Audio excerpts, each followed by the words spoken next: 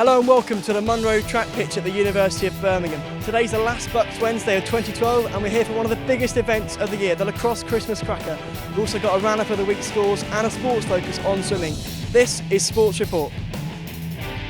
So today's big match is Birmingham Women's First against Durham Women's First. Let's head straight to our commentary team headed by Alistair Creswell.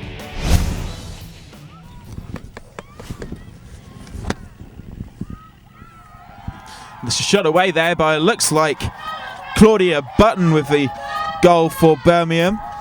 Take the lead to 3-1 here at the Munro track. 3-2 the score, and Erin Massini will get Durham underway here.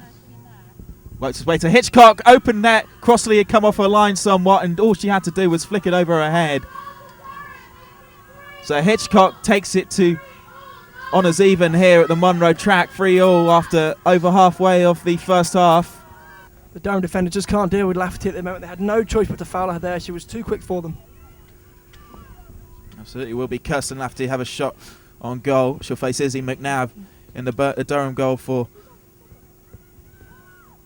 the visitors. Here goes Lafferty.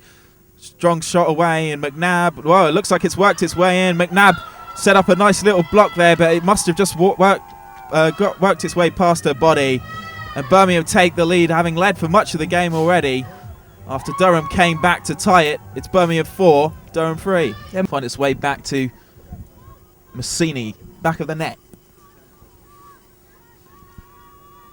Cuts inside, and it's finally a shot away after the work inside from Massini. It's back to 4-4 then, just after half-time. That's not what Birmingham wanted at all in the restart. It's definitely game on from here. It's Keeble, works his way back to Lafferty. Nice little run from Kirsten Lafferty, gets a shot away and finds the net. Well, that was needed for Birmingham. Closes the deficit to just 2 now, and it's Birmingham 5, Durham 7. Is Alice Brunstills looking to get past her defender. Definite foul coming in from Durham, but Brunstills continues to run all the way into shot. Bit of a shot away, excellent goal from Alice Brunstills to close the gap. And Birmingham's job just got a little easier after the strong run from Alice Brunstills from half away. McNabb looked like she could have got a save in there, coming up to meet Brunstills, but Brunstills fired hard and past the Durham goalkeeper. And it's Massini trying to cut inside. She tries to spin out of the attention of Rocha, but here comes Madeline Dale. Can she get a shot away? She's looking to loop round, gets the shot away. Oh, and Madeline Dale extends Durham's lead by an extra goal. It's now back to 3. With Madeline Dale with a nice looping run and a nice confident shot past Crossley. The girls are really frustrated now. They know it's not going how they want it to, and Durham on the attack. So Hitchcock to make the break and break Birmingham hearts. Hitchcock with a shot away. It's got past Crossley. It's 11 heaven for Durham. Well, that's been the difference in this second half, Alistair, because Birmingham had 3 of those opportunities with the one-on-one and didn't take any of them, and now they're 5 goals behind. And what a shame, with such a big crowd tonight. Spectacular event, but not the result that Birmingham wanted at all. I wouldn't be surprised if she's got a near 100% pass completion rate tonight, Alistair. She just haven't given the ball away at all, and that's been the difference, because Birmingham have, unfortunately, in the final third. Well, there we go, and it's a dream win here at the Munro track for Durham. 11-6 the score on the night. After the return fixture earlier on in October had resulted in a tie, Durham come away with the spoils tonight. Impressive performances from Lulu Rowlands and Laura Hitchcock really standing out for Durham for me.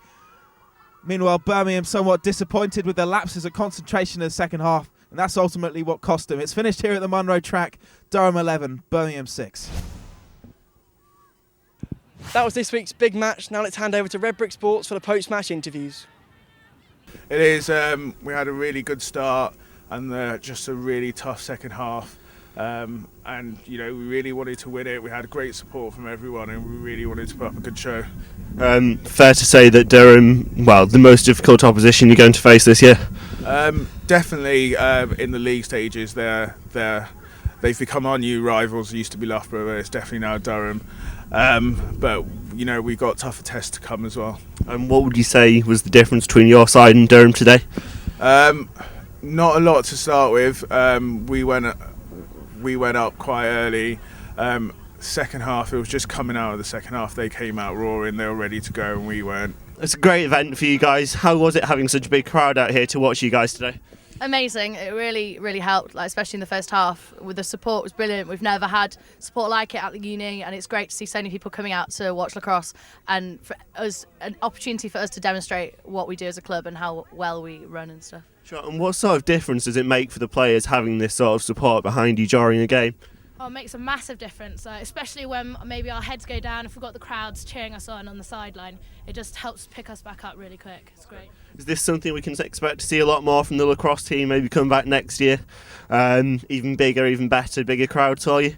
Oh, definitely. Like after Christmas, we're playing the Welsh under-19s team and the England under-19s team at some point in February. And again, we're thinking of doing the same sort of thing, like big event, especially with the international teams coming to the uni. It's really exciting. Do you think it'll be difficult after big loss like this to sort of recover for the rest of the season? I don't think it's that difficult. I mean, the girls do train a lot harder than I think they're pretty us guys, determined. They wouldn't let something like this get them down. Yeah, So they'll be back, ready to go next term. Obviously, it's a big crowd here today. How excited are you to see everyone here watching lacrosse? So excited because we don't really get that many people supporting us. So we've been out flyering, giving out flyers to whoever we can, and a lot of people have turned up, so we're really impressed with the turnout.